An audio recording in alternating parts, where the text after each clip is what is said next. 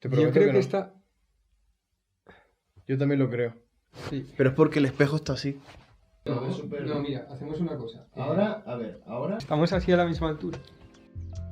Hola, teonauta. En realidad el porno es algo así como un tabú dentro de la iglesia. No porque no se hable mucho del tema, sino a lo mejor porque no lo hablamos en relación a nosotros mismos, sino que tenemos un discurso ideológico, pero muy poco responsable. No nos hacemos cargo de esta realidad. Creo que la mejor forma de luchar contra una realidad negativa es dejar de convertirla en un tabú, porque de alguna manera el tabú lo que hace es amplificar la capacidad de daño que esa realidad negativa tenga en nosotros. El porno se ha convertido en algo así como en el nombre de Voldemort, que no se pronuncia.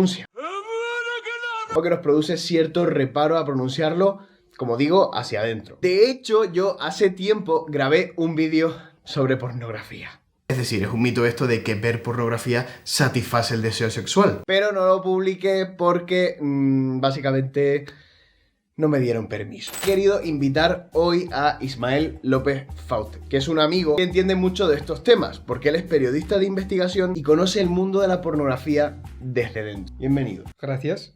Sí. Abel y yo nos conocimos porque encontró mi libro y yo acababa de publicarlo. Era un reportaje de investigación sobre cómo se produce pornografía en España y en realidad en Europa en general y cuáles eran las condiciones que se vivían ahí dentro. Lo cual creo que es muy interesante también de cara al consumo. Saber qué estás consumiendo, cómo se ha producido. Ismael López Fauste ganó cierta popularidad en medios católicos por su opinión crítica con respecto a la pornografía. Lo que pasa es que no siempre se ha sabido entender su experiencia y su postura con respecto al tema con la suficiente profundidad. Así que me alegro que estés aquí tanto tiempo después. Sí, hace 5 años que se publicó Escúpelo. He seguido haciendo cosas. Sí que es verdad que no he llevado bien la parte de la notoriedad porque creo que cada grupo tenía una opinión muy fuerte sobre este tema. Y es muy interesante que haya tantísimas opiniones y siga siendo un tabú, no solo en la iglesia que has mencionado, sino en la sociedad en general. ¿Pero a qué te refieres con tabú? Porque en la sociedad se habla mucho de porno, en realidad. Pero se habla de la forma en la que ese grupo lo quiere escuchar. En la iglesia se habla de porno, por ejemplo, de la forma en la que se quiere escuchar. En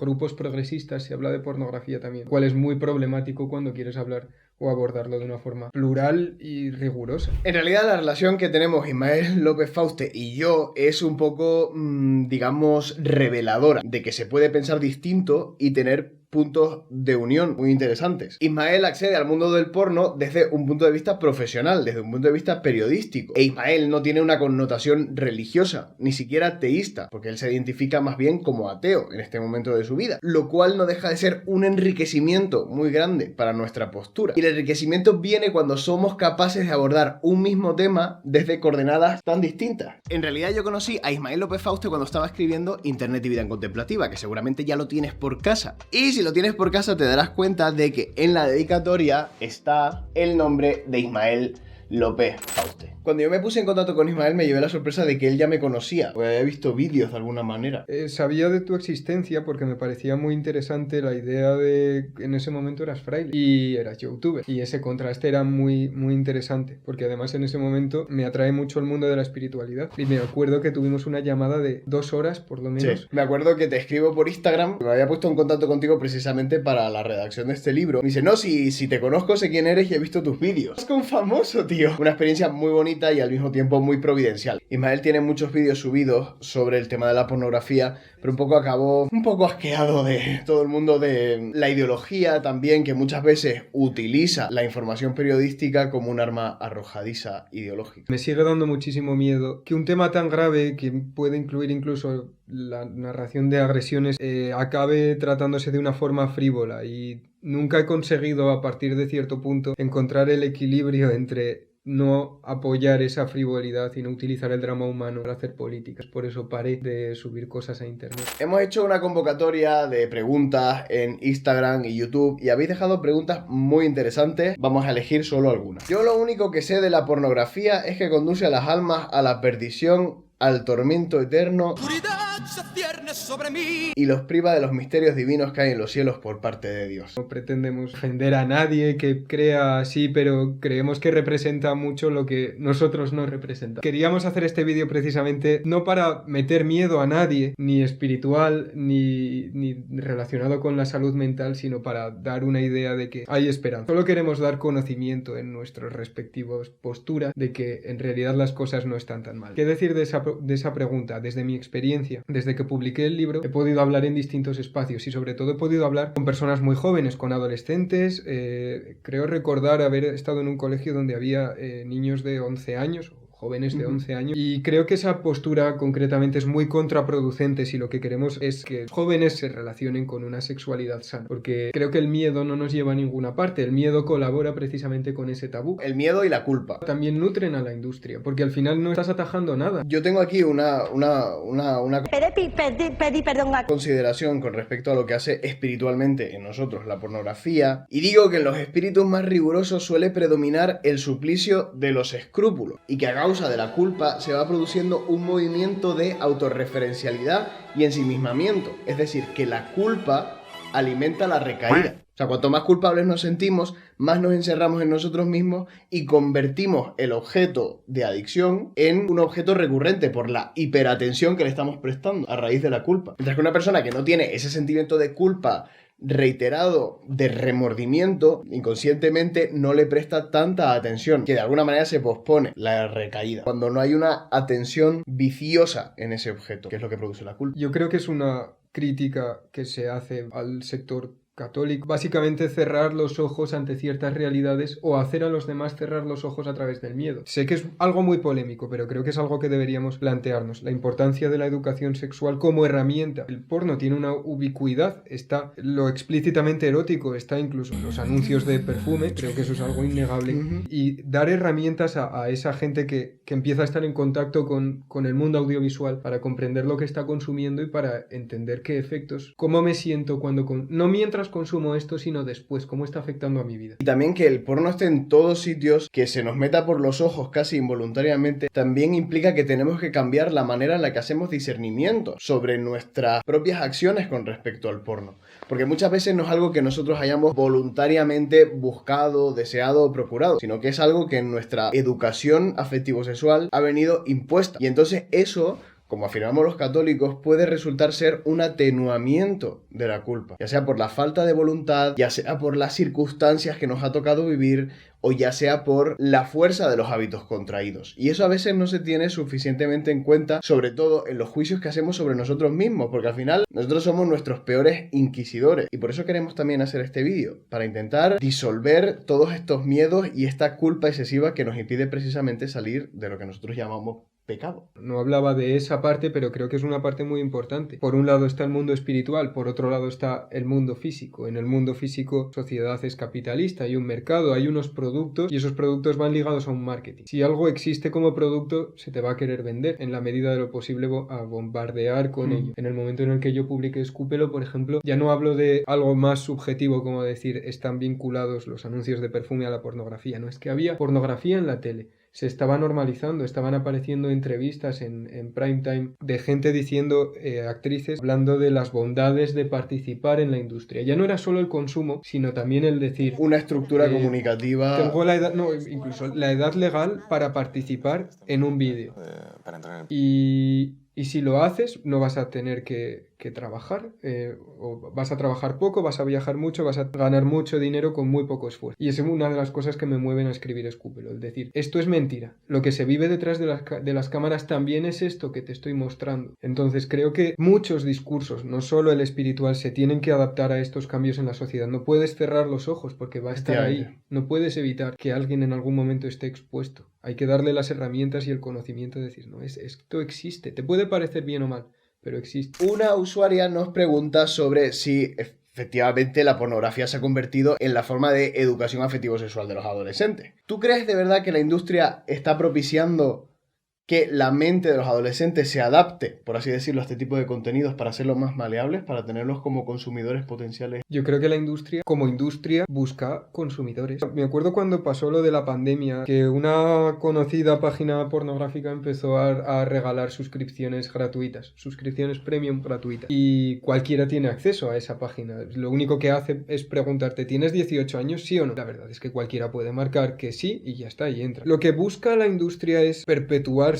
porque quiere vender tu producto y quiere que lo consumas el mayor tiempo posible y quiere fidelizarte. Por eso creo que los adolescentes son un público muy vulnerable, no solo por los motivos que todo el mundo piensa, sino también porque es un mercado muy a largo plazo. Si te introduces en los hábitos de vida de una persona joven, tienes mucho tiempo más de consumo. Mi tiempo en el que yo era periodista para la industria. Era muy importante el apelar al público joven, ya no al adulto, al joven adulto, sino incluso no se decía explícitamente, pero al adolescente. Y creo que se va cambiando ese lenguaje a través de, pues incluso hablar de videojuegos, en canales de personas que graban vídeos para la industria, empiezan a subir, claro, la grabación de vídeos eróticos con escenas en las que juegan a determinados videojuegos populares en un público joven, precisamente para atraerlo, para decir, hablamos tu mismo idioma, porque lo que buscas es eso, consumidores. Los canales por los que se difunden son los de gente joven. Es muy fácil encontrar que tienen canales de YouTube, que tienen canales de TikTok, tienen cuentas de Instagram muy populares en las que no suben contenido sexual, pero que de alguna manera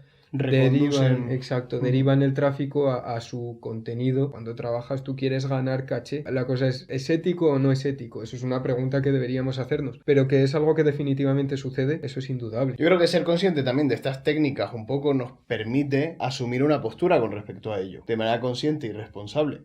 Y ver hasta qué punto eso nos puede afectar, o puede afectar a nuestros hijos, o puede afectar a nuestros alumnos, incluso sin que nosotros nos demos cuenta. Porque del marketing uno nunca se da cuenta, realmente. ¿Y por qué es un tabú? No sé si conoces el cuento de El rey está desnudo. Sí, que nadie decía nada. Nadie dice que está desnudo y no pasa nada. El retablo de las maravillas de Cervantes. Tenemos la versión española de eso. Un usuario en Instagram ha compartido una experiencia muy bonita, pero al mismo tiempo que no podemos tratar porque es muy larga, en el que habla precisamente de cómo un vacío emocional, una carencia, antecedió a un desarrollo adictivo con respecto a la pornografía.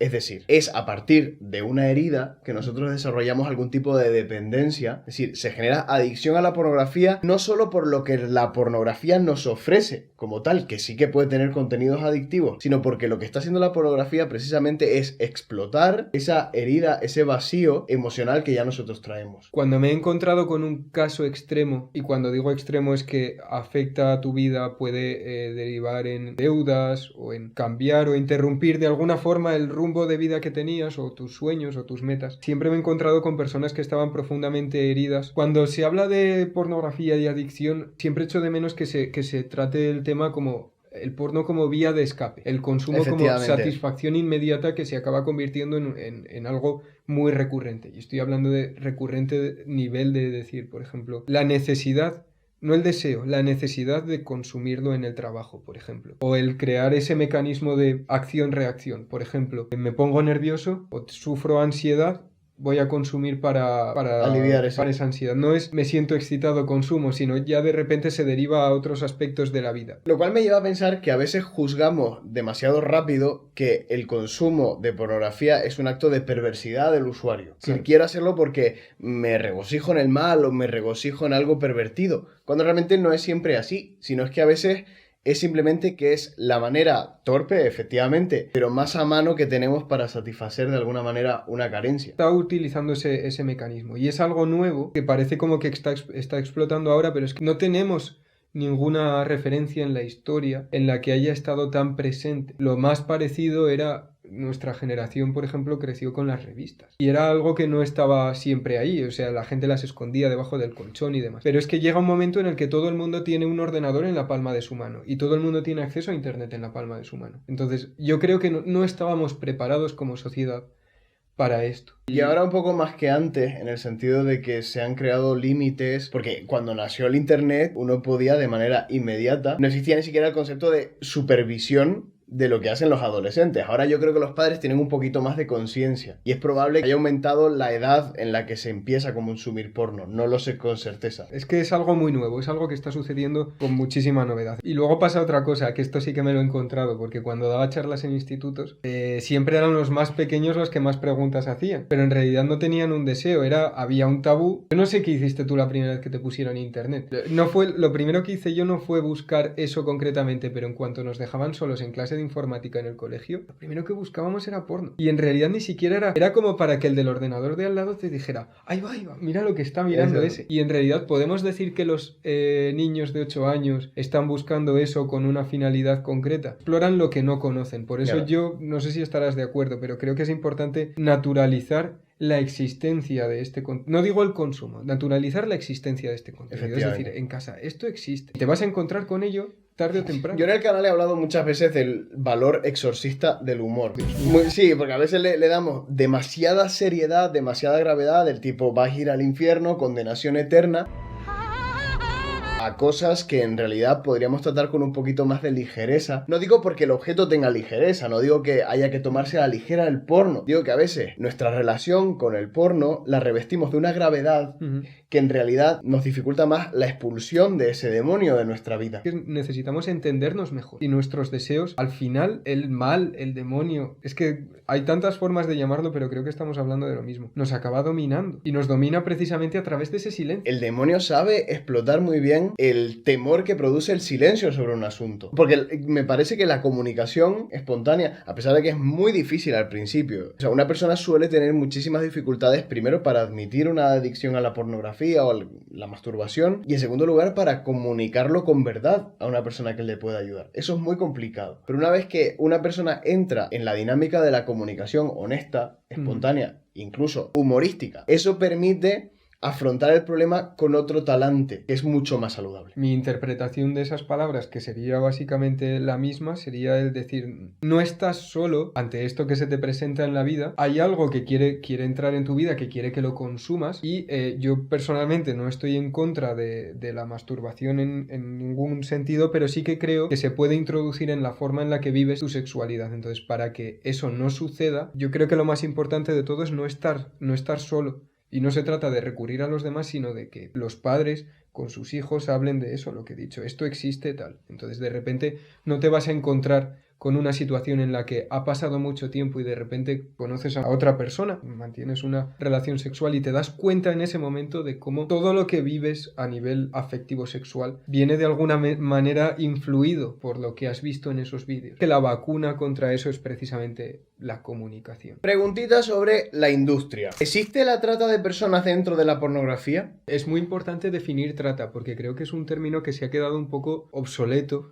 en el sentido de ya no se usa, por ejemplo, el término trata de blancas. Han cambiado bastante las cosas. Internet es un elemento muy importante. Existen personas que están siendo coaccionadas para participar en rodajes, realmente no para el rodaje inicial, pero sí para continuar. Porque tenemos movimientos Me Too en todas partes, menos en el porno. Lo voy a decir así de claro. A mí me violaron y no pude hacer nada porque firmé un contrato. Y, por ejemplo, también para no denunciar si ha habido algún tipo de abuso. Es un tema muy interesante para el que tampoco creo que estuviéramos preparados, al menos a mí me pasaba. Traen a alguien que no habla un idioma en una situación económica muy vulnerable a un país que no conoce y en función de eso pues es básicamente una esclava sexual. ¿Qué elemento introduce la pornografía en cuanto al tema de este tipo de abusos? Pues es básicamente un tema absolutamente legal, y es que la pornografía introduce, incluso si no tenemos el debate de prostitución sí, prostitución no, pero la pornografía lo que introduce es el elemento de la grabación y de los derechos de imagen. Entonces, eso deja una huella digital. Hemos hablado también muchas veces de huella digital, que es el rastro que de todo lo que nosotros hacemos queda en internet. Y esto se puede convertir en un problema, porque en realidad es que es muy difícil quitar la huella digital. Y por responder de una forma muy breve, y espero que todo el mundo se lleve una idea de qué tipo de situación puede plantear esto. Te cuento una historia. Alguien decide grabar un vídeo y firma un contrato. En ese contrato, y aquí entra si es moral o no, pero en ese contrato establece que sus derechos de imagen son para 70 años, ¿vale? Esto es una historia real, esto lo he tratado. 70 años de derechos de imagen para un vídeo que firmas además con tu nombre real, porque en la industria normalmente se utilizan nombres ficticios. Entonces, utilizas tu nombre real Y lo que está haciendo esa persona es dar derecho de explotación, es decir, que el productor puede subir los vídeos en cualquier momento, a cualquier lugar que él desee, con el nombre artístico o no de la persona que está grabando, de la chica en cuestión. ¿Qué sucede? Que durante ese rodaje ocurre algo que no está pactado, pero que ese pacto no aparece en el contrato. Se sube ese vídeo cortando la parte en la que no hay acuerdo y una queja, evidentemente te voy a denunciar, has hecho tal. Entonces el productor, ¿cómo se defiende? Diciendo, vale, pero mientras suceda eso, yo voy a subir ese vídeo a internet, a una de las páginas más vistas de pornografía gratuita, con tu nombre y tus apellidos reales. Y se lo voy a mandar a toda tu familia. Entonces, es también muy interesante porque a veces la industria utiliza ese propio tabú para conseguir su silencio. Y esto puede parecer una exageración, pero pongo la mano en el fuego de que me lo he encontrado muchísimas veces. La vulnerabilidad en la que te deja, es decir, incluso aunque te vayas de aquí, sigo teniendo el derecho de tus vídeos. Lo cual genera una situación realmente de esclavitud. En el fondo es esclavitud laboral, pero sobre todo esclavitud moral. O sea, yo te tengo sometida por la presión psicológica que yo estoy ejerciendo sobre ti para seguir trabajando a mi servicio de manera incondicional. No solo psicológica, también física. Te he violado y no puedes denunciarme porque hasta que salga esa sentencia, yo ese vídeo lo puedo subir con tu nombre y tus apellidos. En el libro de Internet y Vida Contemplativa también hablo de las consecuencias que tiene para los actores y las actrices haber participado en la industria pornográfica, que son consecuencias de tipo negativo. Creo que es muy conveniente tener esto en cuenta, sobre todo para las otras posiciones en la iglesia de las que no hemos hablado, que son las laxas. Son aquellas posturas de alguna manera que afirman que ver pornografía no es malo en sí. He de decir también, por poner un punto de positividad en el tema, que aunque existen y creo que no se niegan los abusos en la industria pornográfica, hay gente dentro de la industria que reconoce que es muy voraz, sobre todo con las caras nuevas o sobre todo cuando eres muy vulnerable, cuando no eres una estrella, por así decirlo. También ocurre, supongo, en el cine convencional, solo que aquí los riesgos son tremendamente mayores. Exacto. Internet ha acelerado muchísimo las cosas. La industria necesita caras muy jóvenes. Hay una renovación continua. Esa idea de que ya no hay superestrellas también favorece muchísimo la vulnerabilidad y el quemar a la gente, sobre todo, y bueno, lo que hemos expuesto, pues distintas formas de... Al final, al ser un tabú, hay distintas formas de abuso que se perpetúan porque como no se conocen, es muy fácil que sean recurrentes. Digamos que sí, que suceden, que hay abusos físicos y luego unas consecuencias mentales tremendas. También ha ganado mucho peso, como algunos usuarios han preguntado, el tema de OnlyFans. Es como un paso más en la democratización del porno, ¿no? Entonces ya cada persona es su propio productor. Ahora el porno pasa de las revistas a la pantalla, se digitaliza completamente y ahora se convierte en una red social. Y plantea una serie de problemas que no vamos a poder solucionar ahora, pero que son nuevos. Y he hablado antes de la idea de no ser una superestrella. Ya no tienes que llegar a donde llegó Claudia Schiffer para ser modelo. Puedes ser modelo por tus propios medios. Es que ahora tú en tu casa puedes grabar esos... puedes generar tu propio contenido. Ya no dependes de una productora. Entonces, ¿solucionamos el problema que he expuesto hasta ahora de que en las productoras puede haber abusos? ¿Nos quedamos ahí o añadimos los peligros que tiene eso? Porque, por ejemplo, he dicho que un productor podría subir esos contenidos a cualquier página web porque lo has cedido. Pero de repente tú subes un vídeo a internet y cualquiera puede descargarlo. Una vez que tú pagas, puedes tener acceso a ese contenido puedes y descargar redistribuirlo de Exacto. alguna manera. Cualquier página pornográfica gratuita está llena de vídeos supuestamente bajo pago que se están difundiendo y demás. Luego también hay otro problema, salto al lado del consumidor, y es que figuras de TikTok de repente da el salto a OnlyFans y se lleva todos sus seguidores. Es un público adolescente. Es un público adolescente. No le estás hablando de una nueva marca de galletas, les estás hablando de OnlyFans. Padres tendrían que haberse adelantado ahí. Un usuario pregunta quiénes son los grupos que se lucran con la pornografía y si el gobierno obtiene algún rédito. Yo creo que sí, vamos, porque aunque sea por tema de impuestos... Por el IVA. El IVA de las cosas, sí. También esa es otra. ¿Quién paga por pornografía? La pornografía va por tema de publicidad. Yo lo que sí, es una cosa que es una opinión personal, pero me molesta muchísimo que este gobierno ha hablado de prohibir la pornografía, pero ha hablado de prohibir la pornografía de una forma muy concreta. Y de hecho, un productor porno me dijo hace tiempo, no puedes poner puertas al campo. Y creo que es verdad. Creo que es muy peligroso ir a por titulares. Esta repentina concienciación sobre el consumo de pornografía en adolescentes se debe más a una búsqueda de titulares que a una acción real. Hace poco estuve en contacto con una productora porno de aquí de España, que se dedica a hacer unas cosas muy específicas. Y les pregunté por esto, les dije, ¿no tenéis miedo de que os vayan a Prohibir. de perder el trabajo? En las productoras porno no se vivía con ningún agobio. ¿Por qué? Porque Ya tenían su estrategia para Exacto. salir del paso de todo esto. Exacto, entonces todo el mundo estaba contento porque por un lado tenías el titular de... Vamos a abolir la Exacto. pornografía, que la práctica no va a cambiar nada. Exacto, y ellos lo sabían. De todas maneras, yo sí soy partidario de la prohibición de la pornografía, y esto por varios motivos. En primer lugar, porque dificultaría el acceso a los contenidos, es decir, tendrías que instalarte una VPN, entrar por otro sitio para poder acceder a esos mismos contenidos pornográficos. Y en segundo lugar, y lo que es más importante, porque me parece que ilegalizar algo en la conciencia colectiva es dar a entender que eso está mal, mientras que legalizar algo o permitir que algo sea legal en el subconsciente colectivo implica que eso es moral. Entonces la identificación con lo legal y lo moral es lo que a mí me resulta más peligroso. Es cierto que se puede seguir produciendo contenido, es cierto que puede incluso aumentar las irregularidades dentro de la industria, pero puesto que estas irregularidades ya están y se están dando en la práctica,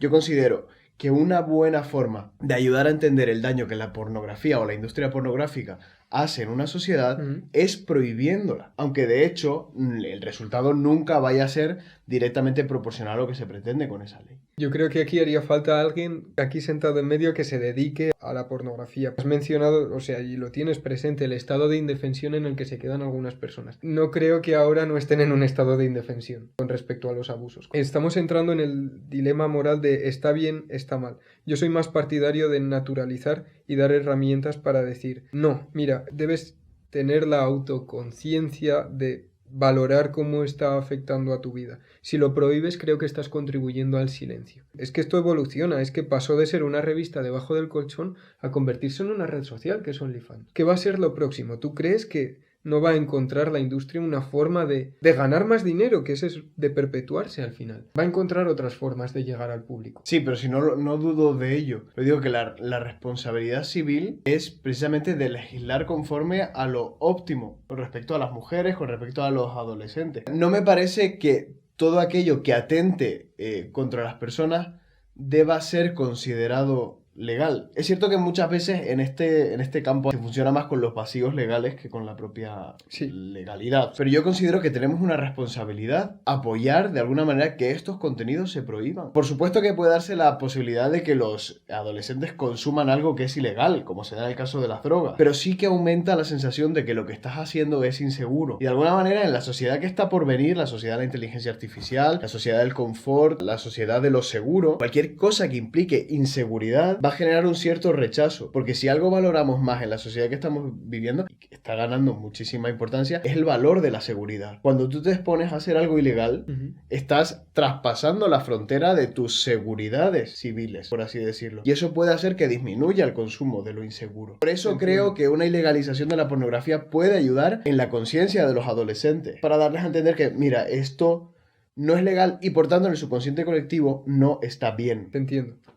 Aún así, la industria es una industria muy poderosa. Y que conseguirá muchísimas formas de acceder, por supuesto que sí, pero ya no existirá esta legitimación comunicativa, estética de la pornografía. Ya no veremos a actrices pornos diciendo lo buena que es la industria de la pornografía con ellas en programas mainstream. Sin embargo, eso no es pornografía. Eso es ahí hay una trampa. Ahí has entrado en una trampa. Y te lo iba a mencionar, de hecho. No estoy del todo de acuerdo con lo que estás mencionando, pero sí que es verdad que en mi experiencia, en un momento concreto, en 2015, a las 10 de la noche se emitía una entrevista con una muy conocida actriz porno, y en ese momento yo todavía estaba en contacto con la industria y puedo dar fe de que todo el mundo estaba dentro, muy contento de que apareciera esta chica porque evidentemente legitimaba el consumo. Y el efecto que tuvo en eso es que muchísimas personas de 16, 17 años, además en España hay un paro juvenil tremendo, de repente les entrase la idea en la cabeza o valorasen la idea de ¿y si me hago actriz porno? Porque, ¿por qué no? Si voy a salir cuando quiera. Efectivamente, pero eso es fruto de que hay un marco legal que apoya a la producción. También creo que es fruto de la desinformación. Efectivamente, hombre, entonces, hay muchísimos factores. Pero creo que es información lo que necesita. Es posible una ley de mínimos. Yo desde mi punto de vista te diría que hay que diferenciar entre pornografía y sexualidad, en el sentido en el que, y ahora se está debatiendo mucho sobre el sexo y la mercancía, pero la pornografía es definitivamente un producto. Y ese producto va a buscar, pues eso, legitimarse y tener un rendimiento. entretenimiento y ser consumido cuanto más mejor. Y al mercado no le importa cómo te sientes con tal de que compres más y sigas consumiendo. Entonces es nuestro deber el pararse y pensar cómo me está afectando a mí esto, cómo está afectando a mi entorno. Y creo que el silencio que mencionamos al principio del vídeo se debe precisamente al miedo a un camino no transitado. Pornografía se diferencia del sexo en el sentido de que estarás de acuerdo, en el que es algo que haces para contigo mismo. No importa el otro. De alguna manera elimina la necesidad de la otredad. Por eso la iglesia nunca va a poder aceptar la pornografía. Claro. Pero por eso la iglesia tampoco va a aceptar la masturbación. Pero no porque la iglesia esté en contra del placer, o no porque la iglesia esté en contra del sexo, sino porque la iglesia considera que tanto el placer como el sexo es algo que intrínsecamente, incluso desde el punto de vista fisiológico, tiende hacia el otro. Y que no hay ningún placer, no solo el sexual, sino ningún otro placer que esté concebido para encerrarnos en nosotros mismos, sino que está siempre enmarcado en un acto de donación.